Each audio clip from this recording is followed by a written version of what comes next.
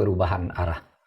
Dia memilih arah baru dalam langkah-langkah dan kebijakan politiknya menjadi semakin akomodatif. Presiden Prabowo. Iya, semakin akomodatif. Mau menerima masukan, kemudian merespons secara terbuka yang didengarkan oleh masyarakat, tidak satu arah, sehingga dia benar-benar tampak sedang melakukan pendekatan-pendekatan baru di dalam langkah-langkah politiknya. Apa penyebabnya, Pak? Kenapa itu dilakukan? Kalau ditanya apa ya penyebabnya, itu mungkin dia sadar bahwa trust yang diharapkan dari publik itu tidak bisa diraih, ya. Tidak bisa diraih atau secara maksimal tidak bisa didapatkan gitu. Maksimal tidak bisa didapatkan karena buktinya apa? Buktinya ya rupiah ambruk terus ya. Saham sampai merah. Pada pertemuan itu ya, iya, sampai pada tanggal 6-7 itu ya. Iya. Saham merah terus, sudah dilakukan berbagai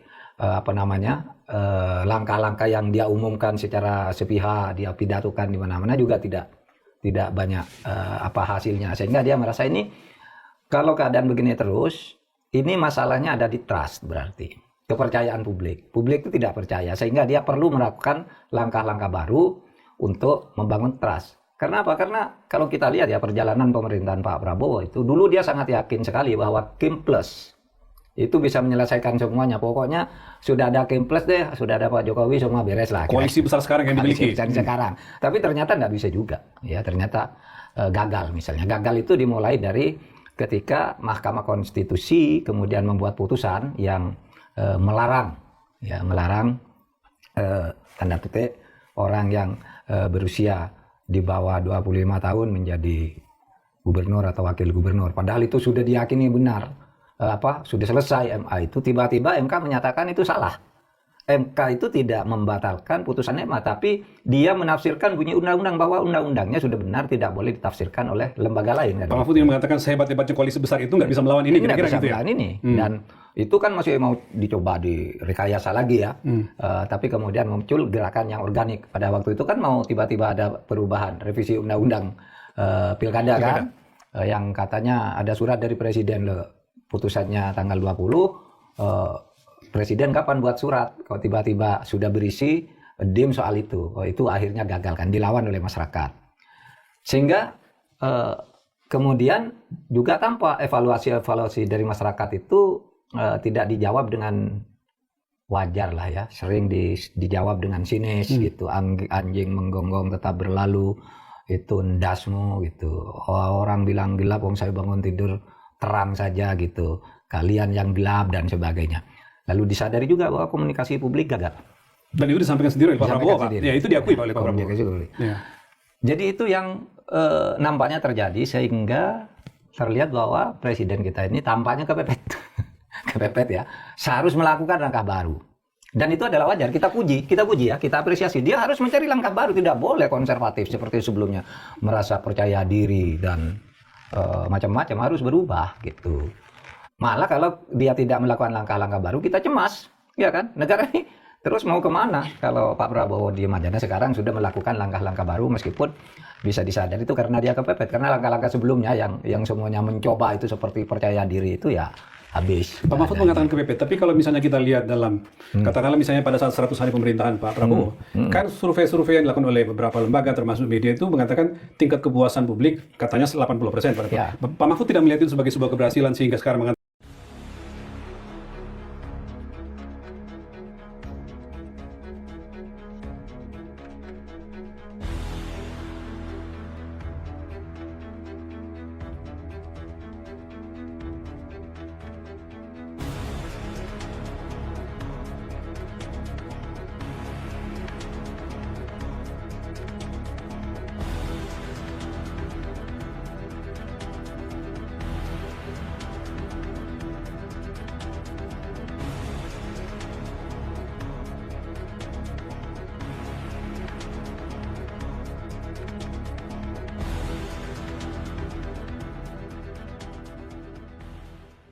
penuduhan juga pelaporan Pak Jokowi tentang kerugian negara dan sebagainya. Izin Bang, Abang bisa kasih besar saya punya ini kamera, saya matiin dulu. Ini adalah pernyataan Pak Faisal, saya dengan dia sering kontak-kontak dan sering ketemu, jadi baca nih. Faisal Segaf, Megawati terlibat pemufakatan Ya, jahat siap. dalam skandal ijazah palsu. Ya. Ya. Ini benar Faisal Segaf langsung bicara. Ini Fajar ya, media Artinya mainstream. Media bisa. Pak Faisal Segaf itu mau mengatakan seperti yang disampaikan kawan-kawan tadi, jika benar Pak Jokowi itu memiliki jasa palsu, maka yang terlibat dalam kasus ini bukan saja Jokowi sendiri, melainkan ada Bu Megawati juga yang bertanggung jawab. Mungkin begitu ya. Nah, sudah lihat ya, jadi Bang Faisal sudah mengatakan bahwa Megawati terlibat pemufakatan jahat dalam skandal ijazah palsu Jokowi. Jadi yang diserang tuh ya Megawati, benar. Baca sendiri, ini di Google banyak tuh. Ada ya. Ya. Oke, Itu itu Faisal saja. Segaf itu. Om Silakan. Dragon.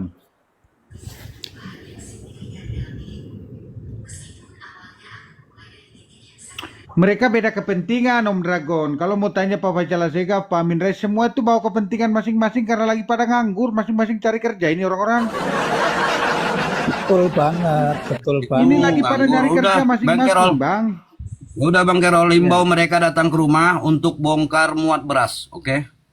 Repot lagi pada nyari kerja soalnya nganggur. Anaknya pada nganggur, orang tuanya. Pak Amin Rais nggak mungkin nyari kerja, tapi nyari kerja buat anak-anaknya. Betul sekali, Bang. Ya silakan Bang AGP lanjut.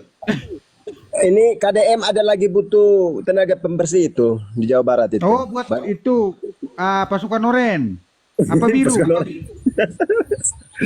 Itu kalau yang lagi tidak ada kerjaan ya, kesana saja sebenarnya. KDM lagi butuh tenaga untuk bongkar apa namanya itu pesantrennya Rijik. Oh. Aduh, jangan ke sana Bang, jangan tarik saya ke sana nanti kebablasan saya di ini somasi, jangan rumah saya diketuk Bang, jangan.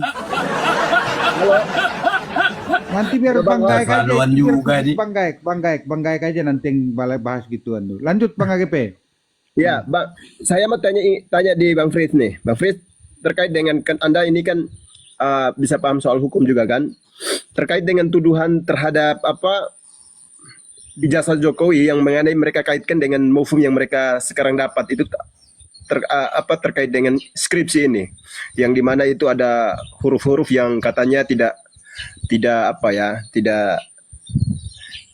selaras waktu tahun yang sebelum waktu ijazah terbit itu kan New Roman itu belum ada waktu itu katanya seperti itu. Lalu kemudian terkait dengan ada permasalahan tidak tanda tangan dosen skripsi, dosen pembimbing skripsi. Terus kemudian ada dengan perbandingan foto lalu yang berkacamata dengan sekarang. Ini menurut Bang Kris ini seperti apa melalui pandangan hukumnya? Silakan Om Fritz. Dengan ilmu hukum yang telah dipelajari, Om Fritz saya lihat kuliah tiap hari ini. Pasti beginian nih patah kanan ini. Langsung. Halo Om Fritz. Telepon Askila ini mah. Dia lagi chatting sama Seyong tuh. Askila, teleponnya Askila. Mute-nya buka dulu Om Fritz. Mute. Di-mute Om Siung Fritz. jangan ganggu dulu, Siung jangan ganggu dulu. Siung ini kita ada bertanya. Nanti saja di bawah nanti, Siung. Wah, aduh. Ini mengganggu Aduh, juga. kalian minta nomor aja lah. Kalian berdua video call aja lah, Siung. Diketik di sini capek lah cari kau tuh. Mendingan kau manfaatkan buat olahraga tuh. Cari.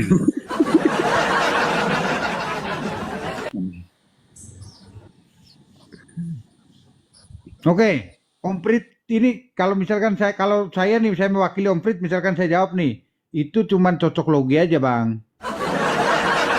Ya, biar ada kerjaan aja cocok logi gitu. Kalau kayak gitu kan, Roy Suryo nih suaranya paling gede. Kalau mempermasalahkan skripsi itu jangan-jangan titiknya pun jadi masalah itu.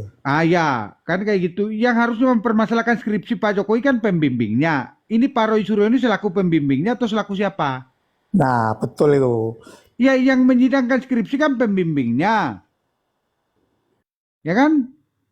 Ya, bukan dalam artian yang cek skripsinya Pak Jokowi itu kan judulnya kan dari pembimbingnya, terus Pak Jokowi buat tesis, terus tulis, kemudian datang memberikan kepada pembimbingnya, dicek. Nah, kalaupun titik komanya kurang kan harusnya dicoret sama pembimbingnya, bukan sama si Roy kan? Kan? itu yang dibaca Roy Suryo itu udah kopi keberapa. Tidak semua kopi itu ditandatangani oleh dekannya. Hmm. Mungkin Repot. Ini kan karena Roy Suryo itu ahli panci kali. susah sih ini yang saya bilang tadi, kembali lagi kawan-kawan ini kan Bang Joy, welcome abangku Bang Joy. Kawan-kawan ini kan begini Om Broto. Ya, Lagi pagi, cari Pak. kerjaan ini, lagi pada nganggur, anaknya nganggur. Roy Suryo pun semenjak turun jabatan dari era Pak SBY yang dia bawa panci itu, sampai sekarang pun nggak jelas pekerjaannya. Sekalinya jadi menteri nyanyi Indonesia Raya. Makanya Bang, merapat ke KDM untuk minta kerjaan, bongkar-bongkar apa kayak gitu. Makanya Pak Roy Suryo, Aduh. ya betul. Jadi begitu Om Broto, Pak Roy Suryo itu lagi cari-cari biar siapa tahu ada celah buat diundang. Kalau enggak minimal ya tipi-tipi lah. Undang tipi 4 kali bulan ini aman aja pokoknya. Jadi ini kalau begitu saya sarankan untuk melamar ke Bang Jo nih kalau masalah pekerjaan. Ya. Apa tuh Bang?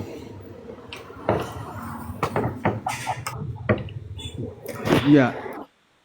Lamar pekerjaan ke Bang Jo, aduh disuruh paku, disuruh pasang bata bisa nggak? Kalau nggak bisa diusir juga sama Bang Jo. Ya, selamat pagi teman-teman. Pagi abangku. Ya, apa nih Bang temanya? Jasa Jokowi palsu. Temanya kemarin mereka ke UGM, terus ada yang diusir sama mahasiswa. Roy Suryo disuruh bawa ke pengadilan, nggak mau Bang, gitu. Ya kan Itu lucu. aja kemarin. Ya kan lucu ya, ibaratnya yang nyuruh Jokowi dulu jadi wali kota, jadi gubernur, sampai jadi presiden siapa? Dan di situ kan namanya orang mau jadi pejabat kan udah dites sama KPU juga ya. KPU sudah ngecek dan semuanya udah ngecek. Kalau terjadi memang itu palsu, berarti sekarang harusnya KPU terlibat. Betul. Partai pengusung Jokowi PDI harus terlibat. Tapi malah sekarang dia sendiri nih yang menuduh. Karena Lanjut dulu, Bang. kekalahan Saya dia minum dulu. di Cekukannya kumat lagi. kontestasi cekukannya. politik Saya ini minum dulu. terus membuat negaranya jadi kacau. Berarti jenengan udah tahu semua siapa sih membuat kekacauan di Indonesia itu kalau nggak partai itu. Dari 98 sampai sekarang ya dia juga orang-orangnya. Tapi kembali lagi kalau sekarang sudah pemerintahannya ini sudah mau berbuat baik untuk bangsanya, ya harusnya mahasiswa pun sadar. Jangan sampai ini mahasiswa ditunggangnya asing, dikasih dana-dana asing, orangnya ya itu juga di belakangnya. Kalau nggak Ardian Napitupulu dan teman-temannya siapa lagi, termasuk Amin Rais. Sekarang nih Roy Suryo mau ikut-ikutan karena nggak payu lagi di Demokrat kan begitu. Ini harusnya maaf nih kita yang lebih tahu lah, apalagi tadi saya yakin teman-temannya di sini juga 98 pada tahu lah kayak apa sih Indonesia itu kan bukan hanya mau meruntuhkan Pak Harto sebetulnya, tapi memang mau meruntuhkan Indonesia supaya Indonesia itu kembali ke nol lagi, tidak jadi negara maju, tidak jadi negara yang lebih bagus gitu kan begitu. Biar hancur lagi nih. Karena Indonesia itu jadi sasaran Makanya Bang, orang asing juga rapatkan dari tambang, barisan, dari rapatkan nikel, barisan lawan dari orang-orang batubara yang dan sebagainya. bikin Ini gaduh. sadar dong kita ini. Orang-orang ini pada nggak sadar ya, cuman mau untuk keenakan dia sendiri saja, nggak mikir nanti masa depan anak-anak cucu kita kayak apa, kan nggak dipikir itu. Apa nanti kita hidup terus kan nggak? 2029 nanti Pilpres tadi apa Bu Mega masih hidup kan kita juga belum tahu. Ya kan? Ya, betul. Ya, jadi janganlah kita itu terus-terusan menyalahkan, apalagi pemimpin yang sekarang ini. Kalau saya ngelihat Pak Prabowo udah tegas sekali sampai ada retret untuk jangan sampai korupsi, jangan sampai korupsi, jangan sampai korupsi. Kalau ada korupsi berhadapan dengan saya kan begitu. Dan nyatanya sekarang ketangkap. Yang ketangkap siapa? Ya orang-orang itu juga. Orang-orang PDI. Ya kan, yang dulu dari katanya reformasi itu lebih baik daripada era Orde Baru, nyatanya lebih parah reformasi itu. Korupsinya dari lurah, camat, ya kan, sampai keterusnya itu semua proyek dimainkan semua. Saya ini pelaku proyek Mas.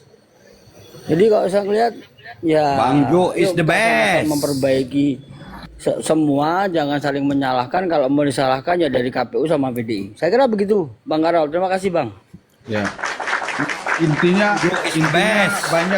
banyak ya PAC yang tikung proyek Bang Jo ya.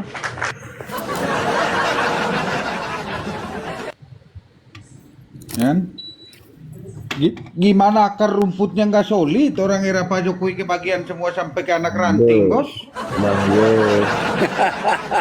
Bang Jo, Ya kan, makanya kan Iya, iya, solid. iya. Dibilang teriak solid, Bang ya Jo. solid lah orang sampai anak ranting kebagian, bos. Bang Jo, Iya. Ya, siap Bang Gaek. Gimana Bang Gaek? tak kirim rekening Dana ya, kirim ya, TF ya, awas ya.